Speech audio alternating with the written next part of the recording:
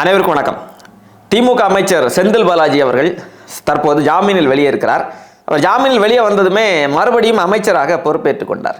அவர் மறுபடியும் அமைச்சராக பொறுப்பேற்றுக் கொண்டது பெரும் பரபரப்பை ஏற்படுத்தியது, ஒரு விமர்சனத்தை அது ஏற்படுத்தியது. உச்சநீதிமன்றமே பல முறை கேள்வி எழுப்பியது.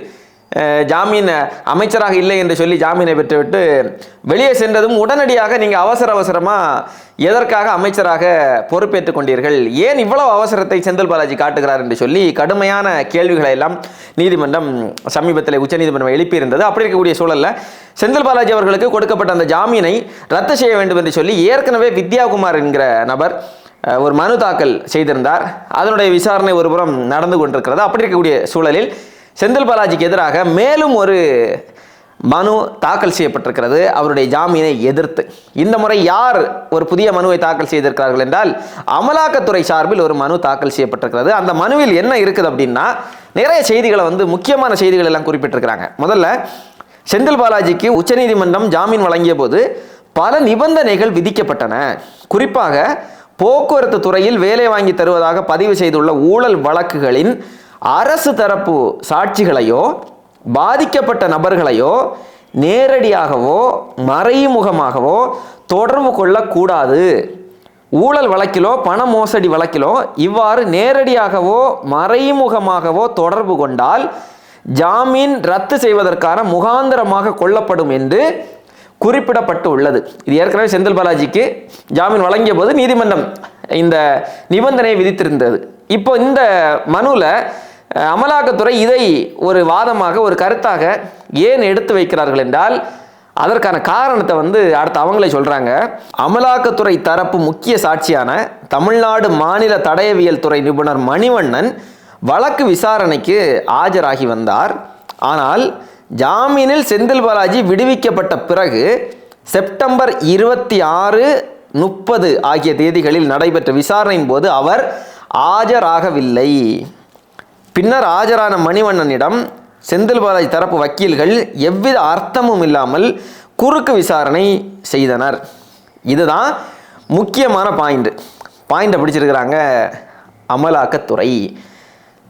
அமலாக்கத்துறை மட்டுமல்லாமல் இந்த செந்தில் பாலாஜியினுடைய ஜாமீன் கிடைத்ததுமே, அவருக்கு ஜாமீன் கிடைத்து அவர் வெளியே வந்ததுமே எல்லோரும் எழுப்பிய ஒரு சந்தேகம் என்னன்னா, இத்தனை அரசு சாட்சிகள் இருக்கிறார்கள், 212 அரசு ஊழியர்கள் சாட்சிகளாக இருக்கிறார்கள். இப்போ செந்தில் பாலாஜி வெளியே அமைச்சராக அவர் பொறுப்பேற்றுக் கொண்டார். அப்போ அவருக்கு எதிரான ஒரு வழக்கில் அவருக்கு எதிராக அரசு ஊழியர்கள் எப்படி சாட்சி சொல்வார்கள்? செந்தில் பாலாஜி வெளியே வந்தால் சாட்சிகளை கலைக்கக்கூடும், இல்லை மிரட்டக்கூடும் என்கிற பெரிய ஒரு சந்தேகம் இருந்தது. இப்போது அதை உறுதிப்படுத்தி இருக்கிறது அமலாக்கத்துறை. அதாவது அமலாக்கத்துறையினுடைய முக்கிய சாட்சியையே இவங்க சாட்சி சொல்ல விடாமல் தடுத்திருக்கிறார்கள் என்கிற ஒரு பெரிய ஒரு குற்றச்சாட்டை தான் இதில் வைத்திருப்பதை நம்மால் பார்க்க முடிகிறது. இது எதிர்பார்த்த ஒன்று தானே, எதிர்பார்த்த ஒன்று தான். இதில் ஒன்றும் நமக்கு ஆச்சரியம் இல்லை. இதெல்லாம் நடக்கும். செந்தில் பாலாஜி வெளியே வந்தால் அவர் அமைச்சராக தொடரவில்லை என்றால் கூட இதெல்லாம் நடப்பதற்கான வாய்ப்புகள் இருக்கிறது. இப்போ அமைச்சராகவே இருக்கிறார், நடப்பது ஒன்றும் ஆச்சரியம் இல்லை தான். இப்போ அடுத்து கூடுதலாக என்ன சொல்கிறாங்க அப்படின்னா, இது தவிர மூத்த வக்கீலை மாற்றிக்கொள்ளும் கோரிக்கையை செந்தில் பாலாஜி முன்வைத்ததுடன் டிஜிட்டல் ஆவணங்களின் நகல்களையும் கேட்டு மனு தாக்கல் செய்தார். மேற்கண்ட நடவடிக்கைகள் எல்லாம் பண மோசடி வழக்கு விசாரணையை திட்டமிட்டே தாமதப்படுத்தும் செந்தில் பாலாஜியின் முயற்சிகள் நீதிசார் நடைமுறைகளை தெள்ளத் தெளிவாக அவமதிப்பதையும் எடுத்து காட்டுகின்றன. இந்த வழக்கில் செந்தில் பாலாஜியோட இந்த நகர்வு ரொம்ப முக்கியமான ஒரு நகர்வு. இங்கே ஆரம்பத்திலிருந்தே செந்தில் பாலாஜி தரப்பு என்ன செய்கிறாங்க அப்படின்னா, இந்த வழக்கினுடைய விசாரணையை காலந்தாழ்த்திட்டே போகிறது. ஏதாவது சில காரணங்களை சொல்லி அதை இழுத்தடிச்சுட்டே போனாங்க. இப்போ செந்தில் பாலாஜி சிறையில் இருந்த காலகட்டத்தில் கூட ரொம்ப இழுத்தடிக்க முடியாதுன்னு வச்சுக்கோங்களேன். ஒரு சில காரணங்களை சொல்லலாம், இழுத்தடிப்பதற்கான முயற்சிகளில் ஈடுபடலாம். ஆனால் இப்போ வெளியே வந்துட்டார் இல்லையா, வெளியே வந்ததற்கு பிறகு இந்த வழக்கை இழுத்தடிப்பதற்கு அவர்களுக்கு நிறைய காரணங்கள் சொல்லலாம். அதாவது அவர் இந்த வழக்கு இருக்கக்கூடிய காரணத்தால் அமைச்சராக கூட அவரால் சரியாக இயங்க முடியலை என்கிற வாதத்தை எல்லாம் கடந்த முறையே உச்சநீதிமன்றத்தில் வைத்தார்கள் செந்தில் பாலாஜி தரப்பு வழக்கறிஞர். அதுக்கு எதிராக மனுதாரருடைய தரப்பு அப்போதே என்ன சொன்னாங்கன்னா, அமைச்சராக தொடர முடியவில்லைங்கிறது கவனிக்கத்தக்கது, அப்படி என்றால் அவரை ராஜினாமா செய்ய சொல்ல வேண்டியதானே என்றெல்லாம் அவர்கள் தரப்பு சொன்னாங்க. இப்போ காலம் தாழ்த்தக்கூடிய நடவடிக்கை இருக்கு இல்லையா, இது இன்னும் கூடும், அதிகரிக்கும். ஏன்னா இவர் ஒரு ஆளுங்கட்சியுடைய அமைச்சராக இருப்பவர், அவருக்கு என்ன காரணத்தை வேண்டுமானாலும் சொல்லலாம். பல காரணங்களை அவரால் இப்போது அமைச்சராக இருக்கக்கூடிய காரணத்தால் சொல்ல முடியும். அதைத்தான் செந்தில் பாலாஜி வந்து தேவையில்லாத வேலையெல்லாம் பார்த்துருக்கிறாருங்க. சம்பந்தமே இல்லாமல் அவர் வந்து சில வேலைகளை எல்லாம் பார்ப்பது முழுக்க முழுக்க இந்த வழக்கை காலம் தாழ்த்துவதற்காக நடத்தக்கூடிய அவருடைய செயல்பாடுகள் தான். இது வந்து ஒரு நீதிமன்ற அவமதிப்பாகத்தான் இது வந்து பார்க்க வேண்டியிருக்கிறது என்று அமலாக்கத்துறை தரப்பு சொல்லியிருக்கிறாங்க. அதோட நிற்கல, கூடுதலாக என்ன சொல்றாங்க அப்படின்னா, பண மோசடி வழக்கு விசாரணையை விரைந்து முடிக்க வேண்டும் என்று உச்சநீதிமன்றம் உத்தரவிட்டும் கூட அமலாக்கத்துறை தரப்பு 4வது சாட்சியிடம் குறுக்கு விசாரணையை ஏதாவது ஒரு காரணம் கூறி 2 மாதங்களுக்கு அவர் தரப்பு இழுத்தடித்து உள்ளது. உச்சநீதிமன்றத்தின் உத்தரவை அவமதிக்கும் செந்தில் பாலாஜியின் செயல்பாடு பண மோசடி வழக்கின் விசாரணையை தாமதப்படுத்துவதையும் காலம் தாழ்த்துவதையும் தெளிவாக்குகிறது. முக்கியமான குற்றச்சாட்டு இது. இல்லாத அற்ப காரணங்களை முன்வைத்து விசாரணையை தள்ளி வைக்க கோருவதும், விசாரணையை விரைந்து நடத்தி முடிக்க தடங்கல்களை உருவாக்குவதும் உச்சநீதிமன்றத்தின் உத்தரவை செந்தில் பாலாஜி மீறி இருப்பது தெளிவாகிறது. எனவே செந்தில் பாலாஜிக்கு வழங்கிய ஜாமீனை ரத்து செய்ய வேண்டும், மேலும் ஜாமீன் தீர்ப்பை திரும்ப பெற வேண்டும். ரொம்ப முக்கியமான கருத்துக்களை முன் வச்சிருக்கிறாங்க அமலாக்கத்துறை இந்த முறை. இந்த ஜாமீன் மனுவினுடைய விசாரணை வருகிற போது செந்தில் பாலாஜி தரப்புக்கு கடுமையான கேள்விகள் நீதிமன்றத்திடமிருந்து வரப்போகிறது என்பதில் எந்த விதமான மாற்று கருத்தும் இல்லை. ஏனென்றால் கடந்த முறை நீதிமன்றத்தில் இந்த வழக்கு விசாரணைக்கு வருகிற போது நீதியரசர் அவர்கள் கடுமையான கேள்விகளை எழுப்பி எதுக்கு இவ்வளோ அவசரமாக அமைச்சராக வேண்டிய அவசியம் என்ன என்று கேட்டதோடு மட்டுமல்லாமல், செந்தில் பாலாஜி அமைச்சராக தொடர விரும்புகிறாரா என்று கேட்டு சொல்லுங்கள் என்று சொல்லி அவங்க வந்து உத்தரவிட்டிருந்தாங்க. அவர் அமைச்சராக தொடர்வார் என்றால் ஆம் என்று சொன்னால் நாங்கள் என்ன செய்வோம்னு எங்களுக்கு தெரியாது, இந்த வழக்கினுடைய விசாரணையை விரைந்து நடத்தி முடிப்பதற்கான முயற்சிகள் வந்து எடுக்கப்படும் என்று சொல்லி உச்சநீதிமன்றம் வந்து சொல்லியிருந்தாங்க. இப்போது செந்தில் பாலாஜி அமைச்சராக பொறுப்பேற்றதற்கு பிறகு என்னென்ன குளறுபடிகள் நடந்திருக்கிறது என்பதை அமலாக்கத்துறை இந்த வாதத்தில் வச்சிருக்கிறாங்க. இந்த மனுவிலேயே இவ்வளவு தகவல்களை வச்சிருக்கிறாங்க என்றால், இதனுடைய விசாரணை வருகிற போது, வாதங்கள் வைக்கிற போது அமலாக்கத்துறை கூடுதலாக பல தகவல்களும் பல ஆதாரங்களையும் வைப்பதற்கான வாய்ப்புகள் இருக்கிறது. ஏனென்றால் அமலாக்கத்துறையை பொறுத்த வரைக்கும் இந்த செந்தில் பாலாஜியுடைய வழக்கில் ஆரம்பத்திலிருந்தே ரொம்ப தீவிரம் காட்டிட்டே வர்றாங்க.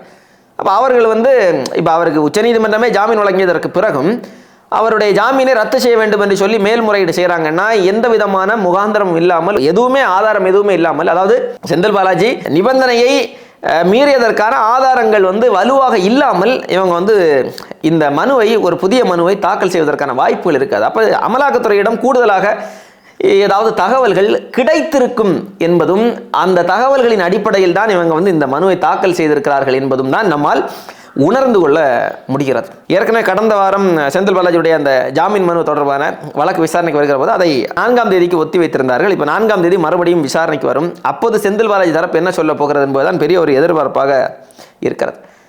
இதில் நமக்கு ஒரு கேள்வி இருக்குது தொடர்ந்து. என்ன கேள்வினா, இப்போ அமலாக்கத்துறையினுடைய செயல்பாடுகள் எல்லாம் சரிதான், அதில் ஒன்றும் மாற்று கருத்தில்லை, தொடர்ந்து நல்ல முறையில் இந்த வழக்கை எடுத்துகிட்டு போகிறாங்க. ஆனால் செந்தில் பாலாஜியுடைய தம்பி அசோக் இருக்கிறார் இல்லையா, அசோக்கை ஏன் இதுவரை கண்டுபிடிக்க முடியவில்லை? ஏன் கண்டுபிடிக்க முடியலை? கிட்டத்தட்ட 2 ஆண்டுகள் என்று சொல்லலாம். செந்தில் பாலாஜி கைது செய்யப்பட்டது 2023ஆம் ஆண்டு ஜூலை மாதம் 14ஆம் தேதி கைது செய்யப்படுகிறார். செந்தில் பாலாஜி கைது செய்யப்படுவதற்கு முன்பே அவருடைய தம்பி அசோக்குமார் வந்து தலைமறைவு ஆகிட்டார். ஒரு முறை அமலாக்கத்துறை அசோக்குமாரை கொச்சின் விமான நிலையத்தில் வைத்து கைது செய்ததாக தகவல் எல்லாம் வந்தது. அதை தொடர்ந்து அமலாக்கத்துறை அதை மறுத்தார்கள். அசோக்குமார் வந்து அவருடைய இல்லத்திற்கு வந்து அவர் வீட்டில் இருக்கக்கூடிய அவருடைய குடும்பத்தாரை எல்லாம் சந்தித்து சென்றதாக தகவல்கள் எல்லாம் வந்தது. அதை தொடர்ந்து அவருடைய வீட்டில் மறுபடியும் அவர் வந்ததற்கான சாட்சிகள் ஏதாவது இருக்கிறதா என்கிற ரீதியில் சோதனைகள் எல்லாம் நடத்தப்பட்டது. ஆனாலும் இப்போது வரை அவர் கண்டுபிடிக்கப்படலை. இது ஒரு நமக்கு ரொம்ப ஆச்சரியமா இருக்கு. அந்த செந்தில் பாலாஜியுடைய தம்பி என்ன அவ்வளவு பெரிய ஆளா? ஒரு முக்கியமான வழக்கில் சம்பந்தப்பட்டிருக்கக்கூடிய ஒரு நபரை அமலாக்கத்துறையால் கிட்டத்தட்ட 2 ஆண்டுகள் ஆகியும் கண்டுபிடிக்க முடியலைன்னா அப்போ இது நமக்கு கொஞ்சம் சந்தேகத்தை தான் எழுப்புகிறது. ஏன் அமலாக்கத்துறை வந்து செந்தில் பாலாஜியுடைய தம்பியை கண்டுபிடிப்பதில் தீவிரம் காட்டலை என்று அவர்கள் நினைத்தால் கண்டுபிடிக்க முடியும். அப்போ ஏன் அமலாக்கத்துறை இதை செய்யலை? அப்போ இந்த இடத்துல தான் நமக்கு வந்து சில சந்தேகங்கள் எழுகிறது. இந்த வழக்கு வந்து நல்ல முறையில் அமலாக்கத்துறை இதை எடுத்து செல்வார்களா இல்லையா என்று. இருந்தாலும் மற்ற நகர்வுகள் எல்லாமே அமலாக்கத்துறை வந்து தரப்பு வந்து தீவிரமாக செஞ்சுட்டு வர்றாங்க. கூடுதலாக அவருடைய தம்பி அவரை வந்து கொண்டு வந்தீங்கன்னா கொஞ்சம் கூட இந்த வழக்கில் கூடுதலாக சில செய்திகள், சில தகவல்கள், ஆதாரங்கள் கிடைப்பதற்கான வாய்ப்புகள் இருக்காது. ஏனென்றால் ஆரம்பத்திலிருந்தே பரவலாக வைக்கப்படக்கூடிய குற்றச்சாட்டு என்ன அப்படின்னா, செந்தில் பாலாஜியை விட அவருடைய தம்பி தான் இதில் எல்லாத்துக்குமே மூளையாக செயல்பட்டவர். அவரை பிடிச்சிங்கன்னா தான் முக்கியமான தகவல்களும் சாட்சிகளும் தரவுகளும் ஆதாரங்கள் எல்லாம் கிடைக்கும், அவரை விட்டுறாதீங்க, அவர் தான் இந்த வழக்கினுடைய ஆணிவேர் என்கிற கருத்துக்கள் தொடர்ந்து வைக்கப்பட்டு வருகிறது. ஆனால் அமலாக்கத்துறை என்ன செஞ்சுட்டு இருக்கிறாங்கன்னு தெரியல. பார்ப்போம் அவருடைய தம்பியை எப்போது கைது செய்வார்கள் என்பதை நம்ம பொறுத்திருந்து பார்ப்போம். அவருடைய தம்பி கைது செய்யப்பட்டதற்கு பிறகுதான் இந்த வழக்கு விஸ்வரூபம் எடுப்பதற்கான வாய்ப்புகள் இருக்கிறது. ஏற்கனவே செந்தில் பாலாஜிக்கு ஜாமீன் வழங்காமல் மறுத்ததற்கான மிக முக்கியமான காரணம் அவருடைய தம்பி தலைமறைவாக இருந்ததுதான். அப்போ அதையே ஒரு காரணமாக வைத்து அவருக்கு ஜாமீன் எல்லாம் மறுக்கப்பட்டிருந்தது. அதை தொடர்ந்து அவர் அமைச்சராக இருந்தார். அமைச்சராக இருந்த காரணத்தால் அமைச்சராக இருக்கிறனால ஜாமீன் தர முடியாது என்கிற ரீதியில் வாதங்கள் எல்லாம் வைக்கப்பட்டது. அந்த நகர்வுகள் எல்லாம் நடந்தது. அதுக்கப்புறமா தான் இவங்க என்ன பண்ணாங்க, இல்லை நாங்கள் அமைச்சரவையிலிருந்து அவரை நீக்கிடுறோம், அவர் இப்போ அமைச்சரே இல்லை, அவருக்கு ஜாமீன் தாங்க என்று சொல்லி ஜாமீன் பெற்றுவிட்டு நீதிமன்றத்தையே ஏமாற்றி மறுபடியும் செந்தில் பாலாஜிக்கு அமைச்சர் பதவியை கொடுத்தார்கள். கொடுத்ததன் விளைவு தான் இன்றைக்கு என்ன செய்வதென்று தெரியாமல் திருடனுக்கு தேள் கொட்டியது போல் இன்றைக்கு செந்தில் பாலாஜி தரப்பு இருக்கிறது. இந்த வழக்கினுடைய தன்மையெல்லாம் பார்க்கிற போது ஒன்றில் அமைச்சர் செந்தில் பாலாஜி அவர்கள் அவர் தன்னுடைய அமைச்சர் பதவியை விட்டுக் கொடுக்க வேண்டும், இல்லை என்றால் அவருடைய ஜாமீன் ரத்தாவதற்கான வாய்ப்புகள் இருக்கலாம் என்கிற முறையில் தான் இதை நம்ம பார்க்க முடிகிறது. பார்ப்போம் பொறுத்திருந்து என்ன நடக்கிறது.